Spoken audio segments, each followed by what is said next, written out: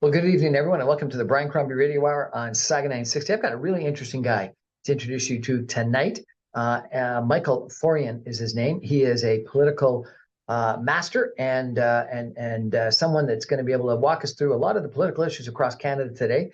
He's has worked in Montreal, in Toronto, in Ottawa, and in Calgary, so he knows a lot of the issues that are going on right across our country. He's spent more than a decade in media, international relations, and our Canadian federal, provincial, and municipal political scene. He started his professional career as a journalist for Bell Media. She has regularly appeared on CTV, CBC, Global News, and now on the Brian Crombie Radio Hour. It's great to have you, Michael. Thanks for joining us. Well, this is the moment I've been waiting for. Put aside everything else, but in any case, and I I wouldn't could call well myself imagine. a political master. I mean, geez, how much did I pay you for that line in the opening? Well, But in any I look case, I I appreciate look it. forward to the $10 bill that you'll give me. I think I owe Well, you more than let's that. start with unique experience in Alberta. Tell me about Danielle Smith, her reelection. That I think people surprised that she got the majority government. They were thinking it might be closer, though she did lose seats. Yeah. And the NDP did increase their seat count, but still Danielle Smith got that majority government. And then she announced a cabinet that I think a little people were surprised by. Tell me a little bit about what you think about her victory, her cabinet, and what's going to happen over the course of the next 4 years. Right. I don't think it was the outright majority she was looking for. I mean, a lot of columnists were saying that this was the dream that the NDP was looking for. They were looking to edge out a victory and obviously couldn't make it. But, if you actually look at the seat count itself, it's a lot closer than it was. The difference between an NDP government not winning re-election or winning her job back, 4 years later, was about 6 seats in Calgary that they won, the UCP won by a handful of votes. So let's be Someone frank. told me that Mhm. 2,067 votes would have changed the Yeah. outcome of the election. It was a couple thousand votes that would have swayed it towards the NDP. And so when people say, well, she got this vast majority, well, let's be frank, there's no way to win a minority inside of Alberta politics. You're winning a majority or you're not winning at all. And, in this case here, I think that, despite Danielle having to basically campaign against herself or campaign against the type of candidate or the type of person she was 6 months before she got into the premier's office when she won the leadership race, and had to defend herself for what she had said on radio, controversial comments regarding vaccines. Despite all of this, she was able to make an effective case that she was the right person to continue to lead the province towards, economic prosperity and to defend Albertans against what I would say is Ottawa obviously jumping into some of their domains that they don't want them being touched at all. So I think Smith's a risky one. She's unpredictable. And that's always been her trademark. Whereas you look at somebody like Jason Kenney, who's always been very predictable because he's looked upon as one of the, not just a great political actor, but also a great political strategist, and would often, compete against his paid political strategist, who would come out ahead in terms of being able to give that best political content. What's the best public policy for Albertans? When he was a federal minister, what's the best public policy for Canadians? When he had senior portfolios on that front. So I think that it's going to be difficult for Smith to govern. The NDP hammered her away with the message that she believed crazy stuff and that she'd make you pay for a doctor and that she'd take away your pension. Don't think that the feds aren't going to use this against her and also use it against Pierre Poilievre, because this is also going to be an indictment towards Pierre in respect to, well, what you see in Alberta is what you're going to get federally if you go down that path as well. But I think that from a positive perspective for her, I think that the types of people that she has around her, and particularly in the cabinet that she's building, I think that's impressive, especially who she's bringing back into the fold. Jason Nixon, who was, he was Jason Kenney's quarterback to a certain degree. He's back within the inner circle. Rick McIver, another cabinet minister who was benched previously by Smith, brought back into the fold. There's some staff that are also some senior staff that had left for some time that are coming back in as well. And so I think, despite the changes that we've observed, despite the loss of somebody like Travis Taves, who was the finance minister under Kenney for his entire term, she's bringing back in people that I think anybody, a good political manager would bring in. And so she's getting some good advice there. And I think it's going to do her well. So is she moderating then? Moderating, I think the people around her say that that's what she needs to do. I mean, there's going to be some disappointed faces, and one of those groups will be Take Back Alberta, which is this organic, separatist-leaning grassroots organization that's sort of built up over the course of the past few years. Some disenfranchised UCP voters and conservative voters overall. Some of them didn't have membership cards. Many of them do now. I think that they're going to be disappointed by definitely some of the turns that she'll be making, and having to rebut some of the stuff that she said during the campaign, especially during her leadership campaign. And that's going to do some damage. It did some damage to her already in Calgary. And you talk about some of the seats that she lost there. That was because of, not just her views that were far-fetched during her radio show, but also because of people not wanting a third-party organization having a seat at the cabinet table when they weren't duly elected, and that's going to cause some issues there. But I think she's going to have to moderate just in terms of being able to negotiate with the feds, and she will be negotiating with the feds. Aren't those the people that got number one rid of Jason Kenney, and number two got her elected into leadership? 100%. And they are the ones who don't want her, negotiating with the federal government, that don't want her, introducing more PACs with the feds on childcare, for example, which is still, exorbitantly expensive in Alberta, but less so because of, federal, provincial agreements that have been signed from province to province. And that's a necessity. People are, when they're struggling right now across Canada in terms of inflation, in terms of the cost of living crisis, they're looking for political leadership. They don't care what political stripe that might be.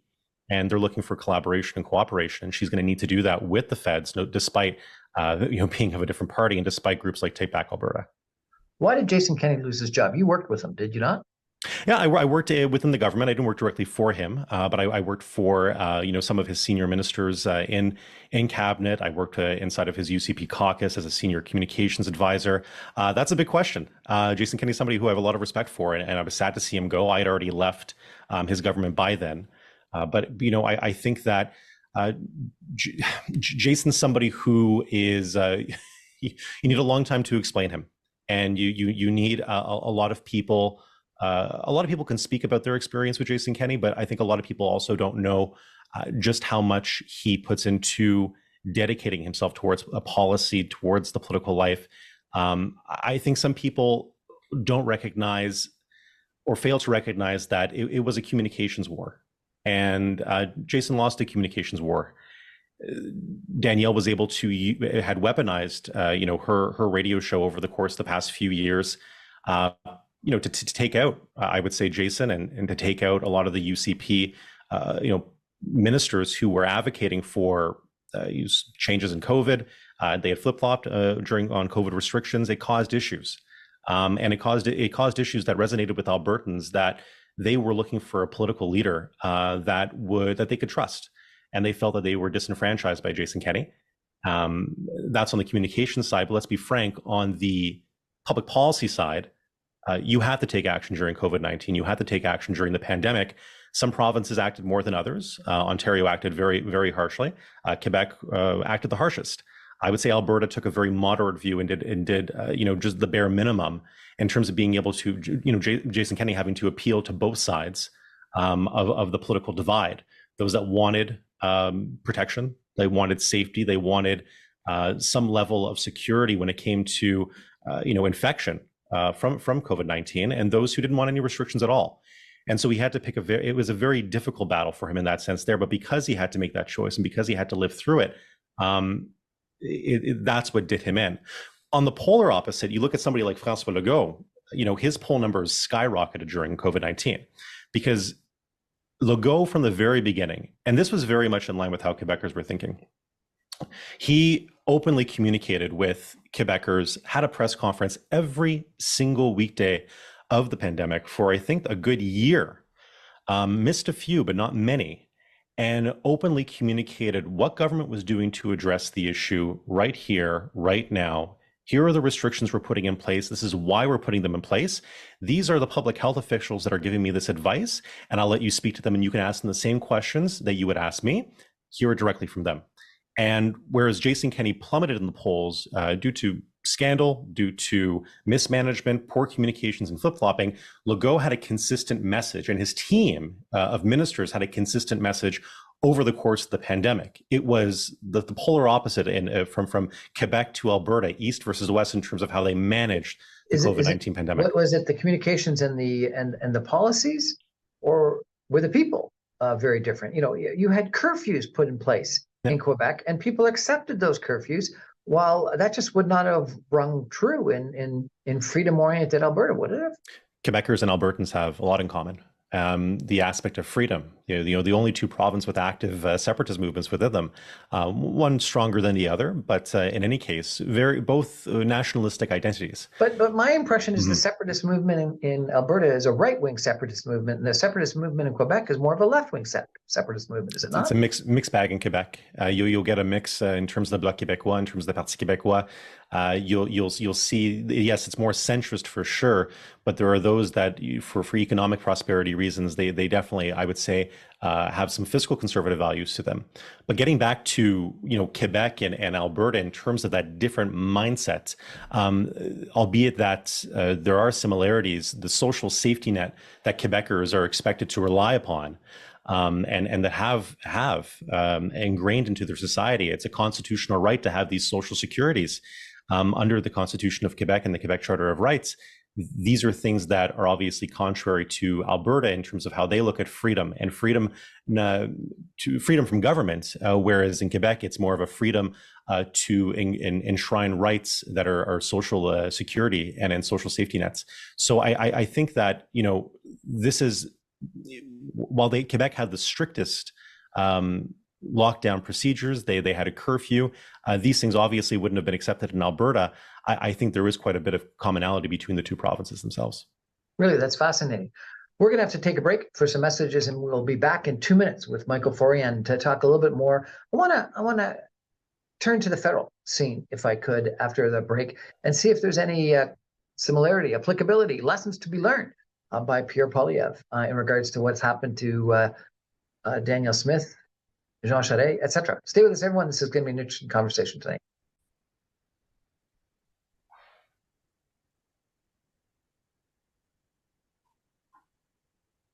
Welcome back, everyone, to the Brian Crombie Radio Hour on Saturday 960. We're chatting tonight with Michael Forian.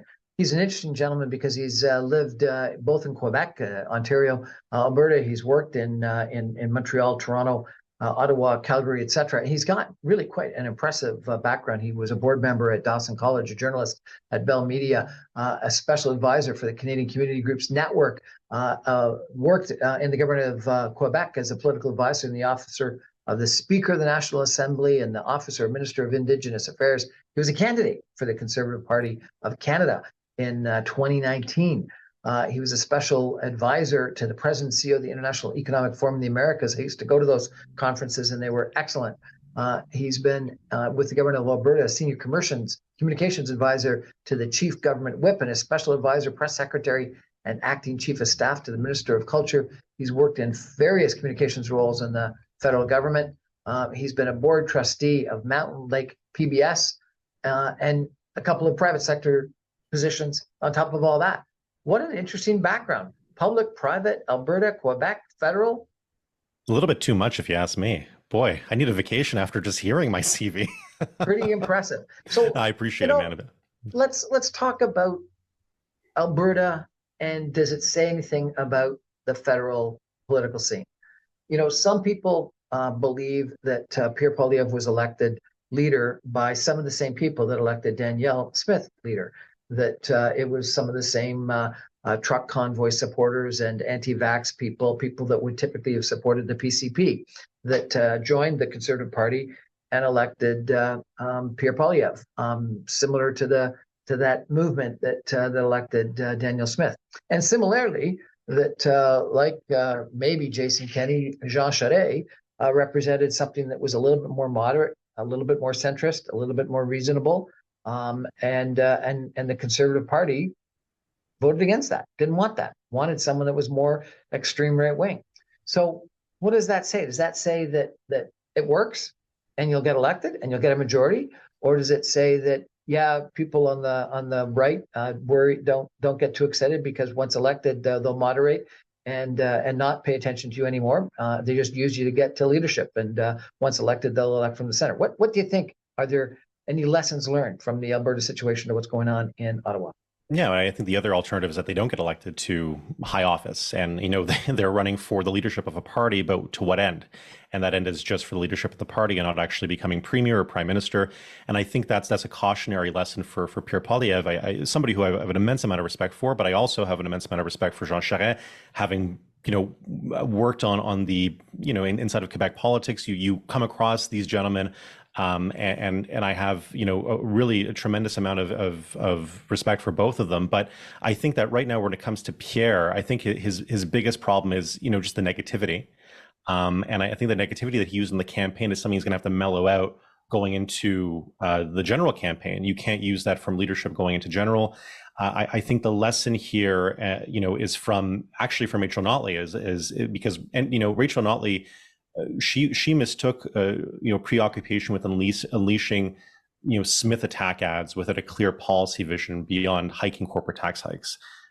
By the time Notley realized her mistake and pivoted towards positive, it was too late. She had already dug her own grave, and that's why she ended up coming up in opposition again.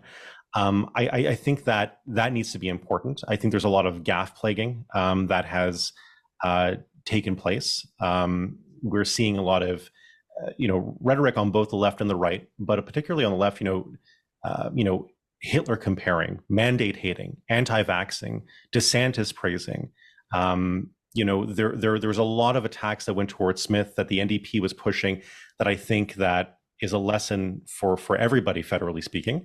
But let's be frank in terms of what Pierre needs to do right now, as he is, we could be a year away from an election. We could be 2 years away from an election. We don't really know. But he has to be prepared. The party, the official opposition's office, the caucus itself are going to be very important in terms of ensuring that the campaign is able to move forward. And how he has positioned the party is going to play a very important part too. I think right now, when we saw, for example, Aaron O'Toole, weeks after he won leadership in 2020, he commissioned a study from, I think it was a consulting firm, to help guide the strategy for the eventual next election. With a minority Liberal government that could fall at any time, there's no time to waste right now.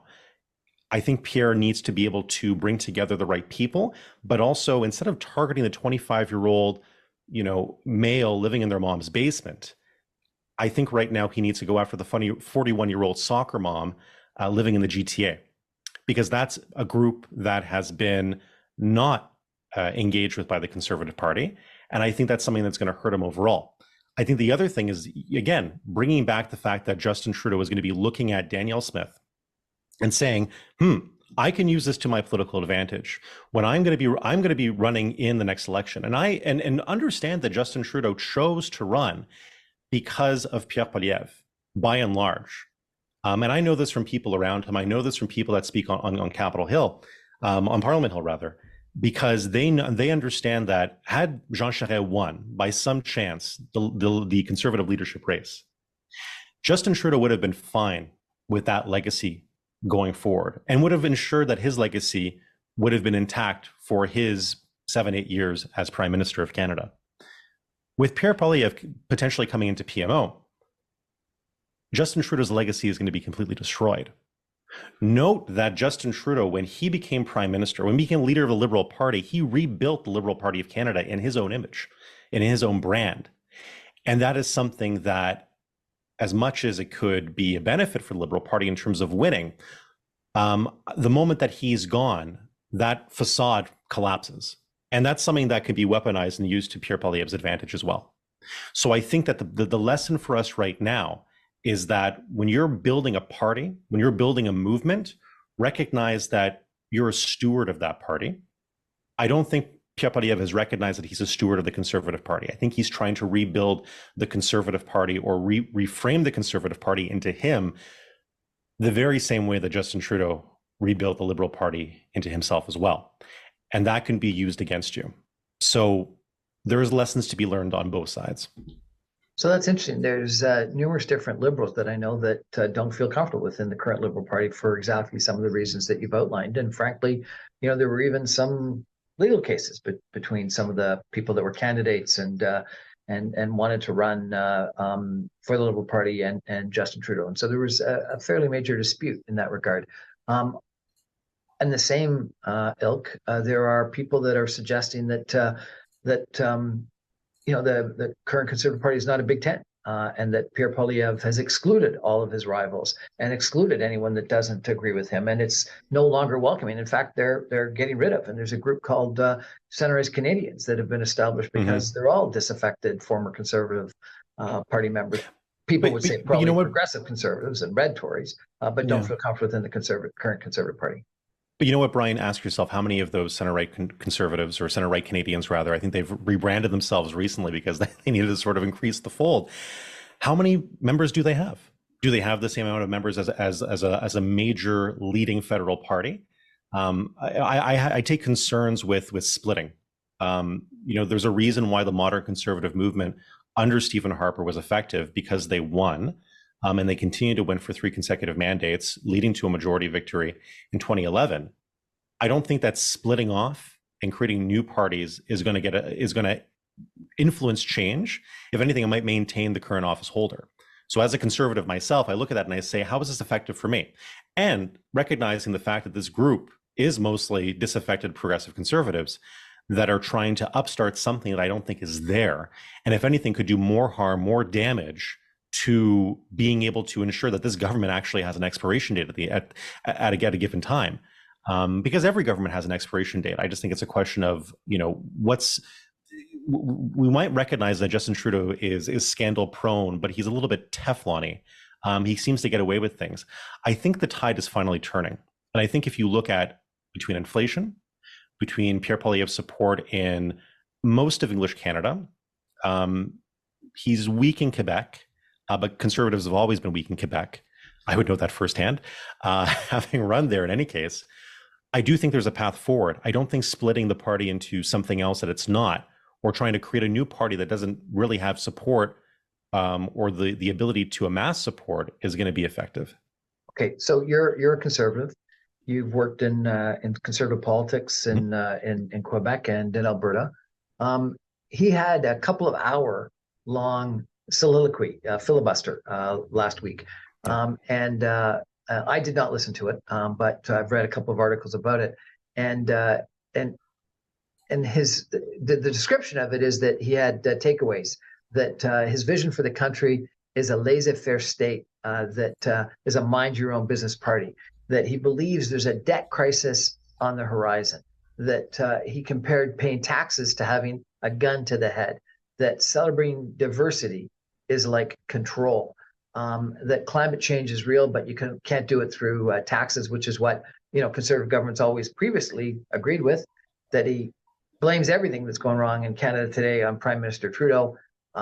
He wants legal limits on government spending. It sounds like what the Republicans in the U.S. are trying to do. Are these policies that will win?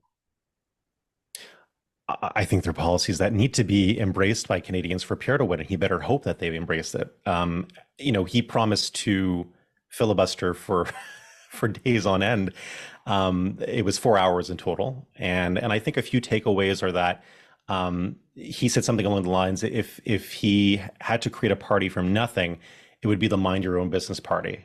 And it's lines like this that resonate with Canadians, because letting people make their own decisions is the best way to run a country. And I think that, he's spoken about the debt crisis. I think these are things that are less tangible for Canadians. But when you talk to them about never seeing low interest rates again, and you talk about, if you're on a variable mortgage, so many Canadians are now facing, higher mortgage payments because of, the inflation policies of Justin Trudeau and the Liberal government. That's something that you can point to. And you can also point to Greece, which he did.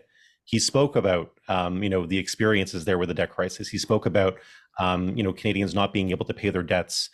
Neither will the government. And I think, and he also brought it back home, talking about how a debt crisis and talking about how other countries experienced, long-term job losses, suicides, drug and alcohol addictions. And this is something I think that is tangible and people can talk about and people can realize this.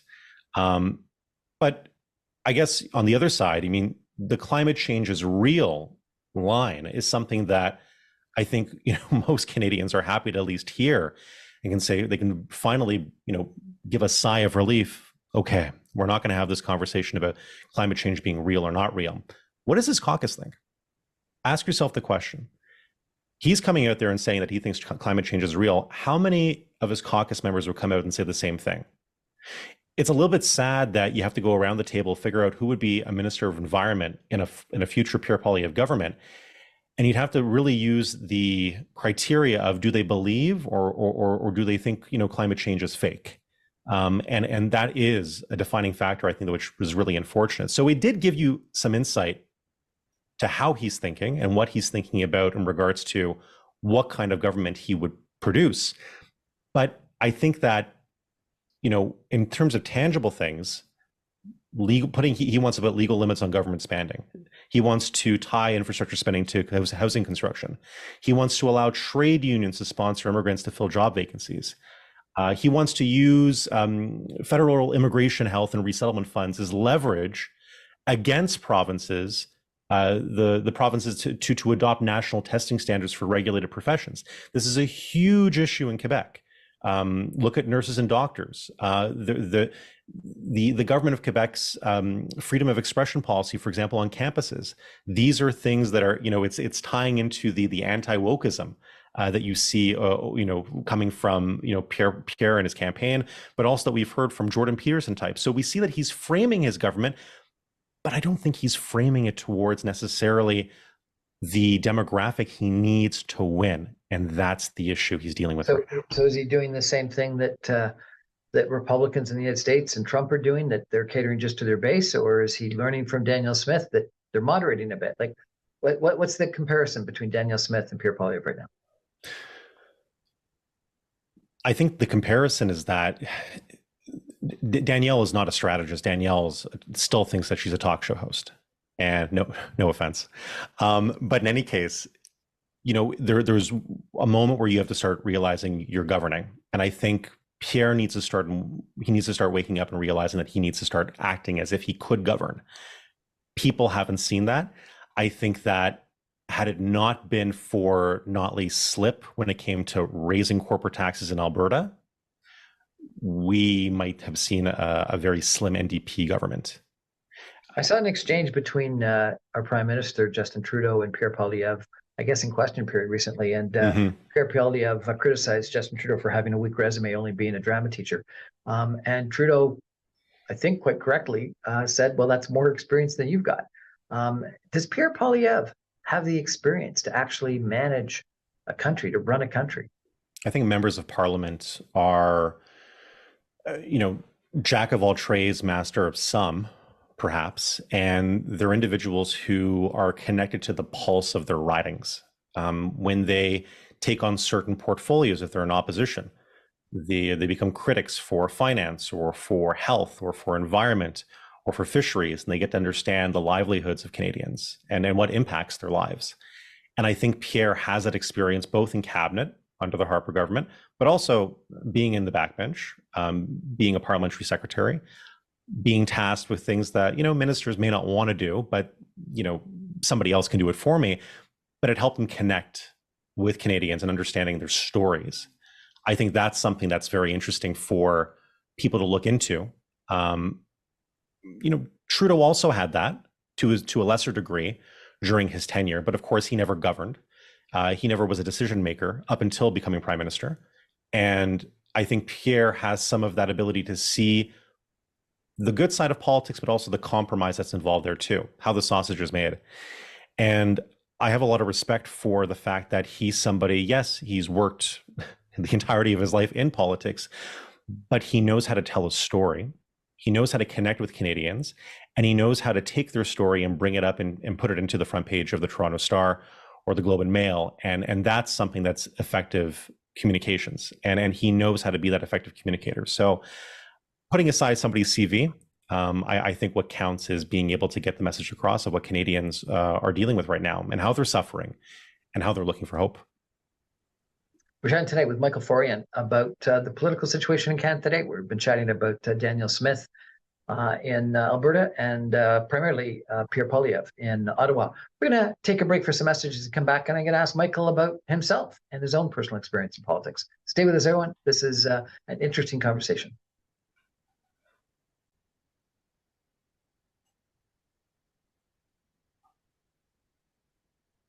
Welcome back, everyone, to the Brian Crombie Radio Hour on Saga 960. We're chatting tonight with Michael Forian about politics in Canada. We've been focused on Danielle Smith and her re-election as UCP Premier of Alberta, and how she was reasonably right-wing and extremist during the campaign, and she's moderated a little bit and brought, according to Michael, good caliber cabinet ministers into her fold. And we've chatted about Pierre Poilievre and how maybe he was a little bit extreme as well for a while, and appealing to anti-vaxxers and truck convoy supporters and the like. And the question is he moderating? This filibuster that he did a week ago was kind of interesting because of some of the things that he talked about. But yet he's still, according to Michael, and I would certainly agree, really hasn't shown that he's ready for government as of yet. He's more still the opposition person, but that's his current job. And so maybe that's the appropriate thing to do.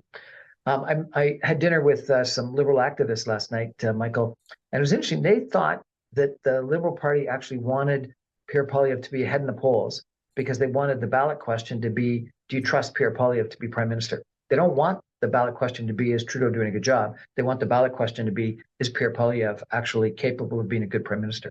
I found that kind of interesting. Anyway, we maybe come back to that. Let's turn to you.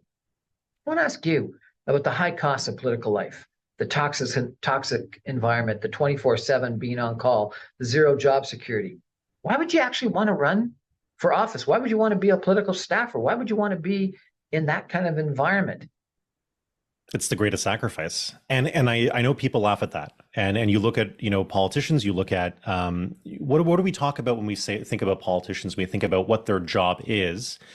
Yes, they're representing chicken dinners over and over and over again. Spaghetti dinners too, don't forget those. In any case, I think that we tend to demonize the life of politicians as this grandiose, spectacular lifestyle where, government spending and overspending is permitted, not just, when it comes to budgets, but when it comes to their own wallets. And I think that that's not necessarily the case. Yes, there's abuse, and I hope nobody tries to think that I'm saying that politicians are not guilt-free. They definitely are guilty of certain things. But I think that, when you start looking at the amount of hours they dedicate towards, the work with their constituents, the work they do on Parliament Hill, the fundraising aspect of it, which is important if they want to get reelected, this goes way beyond 60, 70, sometimes 80 hours a week in terms of the amount of time they have to dedicate towards a job that pays, I think, $180,000 a year, which to most Canadians, I would agree, is a high salary. It's a good salary. It's a very good salary. If you break it down in terms of the amount of hours they put in, it's a little bit above minimum wage. It's not great. Samara's study for the Samara Institute for the Study of Democracy did a study a few years back, and they were the ones who calculated, after surveying a bunch of MPs from all different parties, the amount of work they put in compared to their salaries, and they were the ones who came up with the dollar figure at the end of the day, and said it was a little bit above minimum wage, not by much. And it was even worse for political staffers, the personnel that is there to support your member of parliament, your minister, your premier, your prime minister. They had it even worse in terms of the amount of work they put in as to the amount that they're actually paid. Again, that annual figure might look large, but at the end of the day, there's also guidelines from Treasury Board, let's say, that say, a press secretary could make up to $100,000 in the federal government. That doesn't mean the government's paying them that much. Many press secretaries make $60,000, $65,000, and they're putting in 70-hour weeks, week after week. And it is a job that even when you're on vacation, you're on call. You're checking your emails. You're picking up the phone. You're responding to urgent urgencies, and everything is an urgent urgency. And so getting back to the question, like, why would somebody run? Well, of course, everybody has good intentions. We want to see change. There's obviously a lot of varying political opinions and a lot of change makers out there. I think people do it for the good of the country. I think there's people that are extremely narcissistic and very self-centered that also run too. They're bad actors and they probably shouldn't be in politics. Unfortunately, they are there. I ran because I thought that the Conservative Party was a better voice than what Justin Trudeau was putting forward. We had a better platform. We had an environmental plan that I thought was sturdy. I got a resounding no from the voters of downtown Montreal, and I accept that. I accept it with serenity. And I knew that my chances were slim to none. I think there's a lot of people that don't recognize that you need to invest in yourself before you run for public office. I ran when I was 25. I would probably wait a few more years, invest in myself, more in my professional experience, more in terms of growing, in terms of my personal relationships before I would ever put myself out there again, because it was a very trying time. There was a lot of people who, the moment that you say that you're a conservative, particularly in Quebec, particularly in Montreal, you are the devil. And they will not want to have a conversation with you. They will not want to have a dialogue with you. They will accuse you of being anti-gay, anti-LGBTQ. They will accuse you of being a racist. They will accuse you of everything that is possible to be accusatory of somebody who maybe is out of line with your politics. And you dive deep into your soul and you dive deep into who you are as a person. You say, but no, that's not who I am, because I'm inclusive and I am diverse and I have that capacity to be diverse and to love everybody and love people. And I don't look at people through the lens of their sexuality, through their race. I look at them based on their intentions and their values. And voters sometimes, in the quick moment where they meet somebody who's running for public office, putting aside whatever political party they run for, look at that person and they see the logo of the party, they see the leader of the party, and they think about every reason why they hate the party, and they hate that party leader, but they don't look at the actual person themselves. We own the views and whatever our leader says, and we have to defend that. And I think sometimes there's a very big disconnect between what everyday constituents think are candidates and what we really do. It's a tough battle. It really is. Use the word hate. Is that something that's new to politics, do you think? I live in Mississauga Lakeshore, and we had a by-election just before the new year. And the Liberal ended up winning in a riding that, frankly, is the most right-wing riding or the most right-leaning riding in all of Peel, probably, other than Caledon. And so the Conservatives should have had a better showing. And the feedback I got from people that were knocking on doors is there was a lot of hatred. Not toward the local candidates at all, but it was to the leaders. And it was interesting because it was to both. People hated Justin Trudeau and people hated Pierre Poilievre. And it was a visceral negative reaction. I don't remember that existing in the past anywhere to the same degree. Is it different today? It is. Let me bring it back to the political side. Being a staffer, I'll give your listeners a bit of an insight in terms of what it's like to be in the halls of power. In Quebec City, which I'm sure a lot of your listeners don't know what that's like over in Mississauga. But in any case, I mean, I started working as a political staffer at 18 years of age. I was a very young. Jeff Kelly, Minister of Indigenous Relations, gave me my first chance in politics. And when he called me up to do an interview, I thought he was giving me a job at his riding office, which I would have been thrilled with. Beyond thrilled. I had volunteered on Jeff's campaign, and I think he saw something in me, something that I hadn't realized. And I said to myself, okay, I'm going to give it a shot. But instead of hiring me at his constituency office, he brought me to Quebec City, and I worked in his ministerial office. It was a smaller office. Indigenous Relations wasn't a big ministerial office. And there was two policy advisors. I was the one who was responsible for English-speaking First Nations, because I'm an Anglo-Quebecer, and my colleague was dealing with Francophone First Nations. You could go and have a beer with somebody from the PQ, the Parti Québécois, somebody from the CAQ, the François Legault's Coalition for Quebec's Future, somebody from Quebec Solidaire, the very progressive left-wing party over in in Quebec, and I was in a Liberal government, Liberal in name only. And you can go have a beer with those staff. You can actually have a beer, and we did this from time to time. My boss Jeff, as minister, would go and invite his critics, his Indigenous relations critics from different parties to go out on Grande Allée, which is the big strip where all the bars are, and have a good time and talk, have an open dialogue. And it was Chatham House rules. Everything stayed at the table. But we actually got some issues addressed, and we made some compromise. And we would do these types of meetups once a month, let's say. That was in the context of 2014, 2015, when I was working there. You know, almost 10 years later, we are in a place where that would never happen. And I think part of it has to do with Trump-style politics. Part of it has to do with the fact that we're influenced so much by American politics. And this has become part and parcel of American politics, where families have split up, divorces have occurred because of Republican, Democrat values inside the same household. And family members won't speak to each other. We're not willing to have a conversation. We're not willing to have a dialogue. And that is even more pronounced in the political staffing life. There's a reason, you know, a lot of political staffers end up marrying political staffers, because they understand the amount of work that you're putting in to the job, the lack of work-life balance, the fact that you're glued to your telephone. And I've seen also relationships crushed because of a diversity of opinion or a difference of opinion in that regard there. It's a very scary thing. On the same front, in Alberta, when I was working there in 2020, 2021, we were told from the Premier's office that we were not to get into the same elevator as a new Democrat staffer.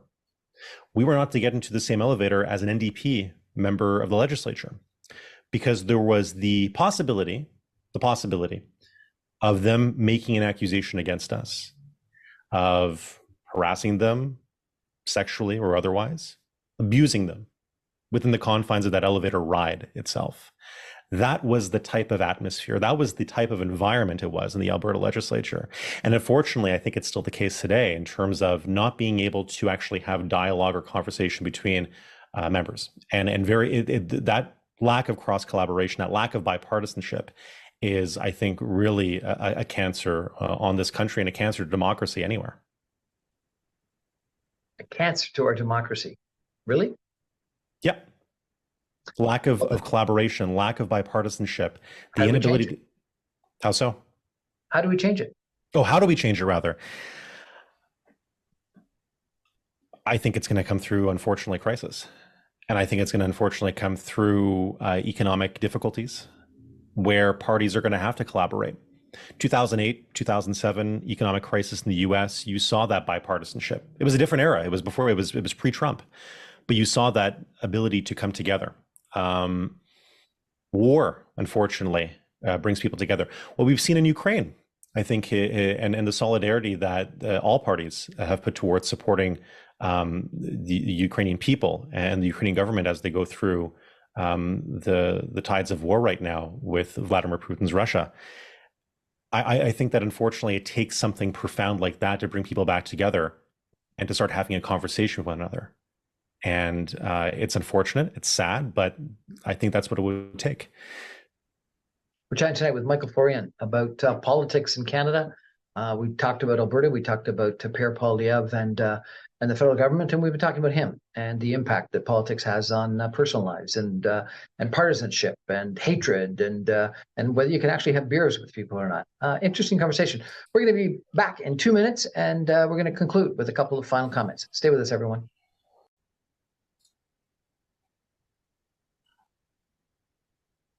Welcome back, everyone, to the Brian Crombie Radio Hour on Saga 960. It's been interesting chatting with Michael Forian, who actually was born in the same town I was born in Beaconsfield, Quebec. We're both Anglos from Quebec. His French is probably a lot better than mine. But it is interesting being an Anglo from Quebec and now living outside. I had the privilege, last week, Michael, I did a video of this. I traveled to Calgary, to Victoria, to Vancouver, and to Ottawa and Toronto, all in 1 week. And it was really interesting because, we have a lot of people that say negative things about Canada today. Canada's a beautiful country. And I had dinners in each one of those cities with wonderful people and good conversations. And people are generally positive about our country and where it's going and what we're doing. Lots of issues, but at the same time, it's not a make Canada great again kind of scenario. And I worry that Pierre Poilievre has been focusing so much on the negative and painting a very negative picture toward Canada. I wonder, you're a communications expert. If you were Pierre Poilievre's communications advisor today, what would you tell him to do? Well, first off, just you're speaking about Anglo-Quebecers there for a second. And I can't continue this conversation without noting Hazel McCallion, where, a Quebecer who is perhaps the greatest export in the eyes of Mississaugas in terms of being, your illustrious mayor and somebody who I think I had a lot of respect for, never having had the chance to meet her. But obviously a great legacy right there and a great Quebec export to Ontario. If I was answering this question, it's funny because I know all of Pierre's communication staffers. I know the people that are advising him. I think they're giving him good advice. I think sometimes my advice to Pierre would be to listen to it because I think Pierre Poilievre thinks he's the best communications advisor. And I think it goes part and parcel with having been a communications advisor as he was before he was a member of Parliament. He did some consulting on that front there. I think Pierre needs to stop listening to himself. And I think Pierre needs to start listening to the people around him that have been around the block, perhaps longer than he has. He's a younger guy, younger politician. And I think that he needs to start listening to people that were there during the Harper government, that were there and that saw the mistakes or see the traps that he's going down. They're trying to prevent him from going down that path. I think that might be a useful exercise for him. Will he do it? I don't think so. I think Pierre likes his advice. I think he likes writing his own speeches, which he does proactively. They're good speeches too. But I do worry about him buying into his own advice to the degree that it will hurt him and it will hurt his political aspirations as he's on track to be prime minister. You said something before about looking at the poll numbers, and you were having dinner the other night with some Liberals, and I think you're right. I think they do want to have Pierre ahead in the polls because I do think it scares, and that's a good motivator to get Liberals out to vote. I think what Pierre is missing right now is a motivation to go and have people go out and vote for him. He's been able to target Justin Trudeau left, right, and center in terms of why people shouldn't vote for him. I think a lot of Canadians are wondering why they should vote for Pierre Poilievre. Michael, thank you very much. It's been an interesting conversation. Maybe I could, end with a few of my own thoughts. I think that Pierre Poilievre was elected leader with a whole bunch of new people that joined the Conservative Party that were anti-vax and truck convoy supporters, et cetera. And not that they don't have a right to join the political party and have a view, but it was almost a takeover of the Conservative Party by that faction. At least that's what some of the Jean Charest people I've spoken to think about. And I think that's wrong. I think that whether it's Lincoln and a team of rivals, or whether it's Barack Obama putting Hillary Clinton into Secretary of State, or we could go through numerous other examples. I think having that big tent and including the people that were your rivals and part of your party in your shadow cabinet, et cetera, in your organization, in your team of advisors, is really important. I think that some of the times the Liberal Party has been the most successful is when you've got the Jean Chrétiens, but the Bay Street lawyers, whether they be Paul Martin, or John Turner, or you go through the whole histories. I think, frankly, the combination of Harper and some of the people that he had, or Mulroney and some of the people that he had beside him, was a better partnership, was a better team, was a better wider tent, bigger tent than we have in the Conservative Party today with Pierre Poilievre, frankly, and/or the Liberal Party, because I do think you're right that the Liberal Party is more the Justin Trudeau Party, and the Conservative Party today is more the Pierre Poilievre Party than either one are the old Liberal Party or the Conservative Party. And I don't think that long term is a recipe for success. I think that most of the signs that we had 2 elections ago had Team Trudeau on the signs. And I think that the Liberal Party is taking those Team Trudeau signs logos off of the signs and putting the Liberal Party logo back on. I don't think a Pierre Poilievre party would actually win the election right now. I think it's got to be the Conservative Party. It's got to go with the old blue and brand. I also think that while you want to point out some of the negatives, and you need to in opposition, and you need to put forward policies, to suggest that our country is anywhere close to a complete basket case and in need of a Make Canada Great Again scenario is just a lie. It's not true. Do we have more debt than we need? Do we have government spending that's higher than we need? Do we have an affordability crisis in Canada? Do we need to address climate change? We could go on. But we're probably one of the greatest countries in the world. We're probably one of the countries in the world that more people want to move to than anywhere else in the world. We're a pretty wonderful place. And so I think you've got to be truthful and honest, and not just go with fear and scare tactics.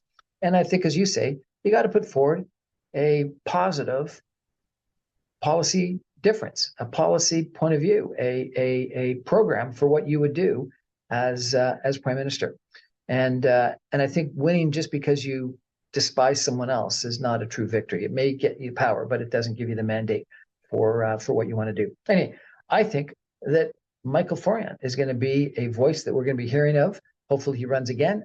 I think it's going to be interesting to see what he does, what the impact is he has on Canadian politics, because you're obviously very bright and you're a great communicator. So thank you so much for joining us, sir. Appreciate it, Brian. All the best to you. That's our show for tonight, everybody. Thanks for joining us. I remind you, I'm on every Monday through Friday at 6 o'clock on 960 a.m. in Toronto. And you can stream me online even from Montreal or Calgary or Ottawa at www.saga960am.ca. All my podcasts and videocasts are available on briancrombie.com, on social media, on SoundCloud, etc. Thanks, everyone. Good night.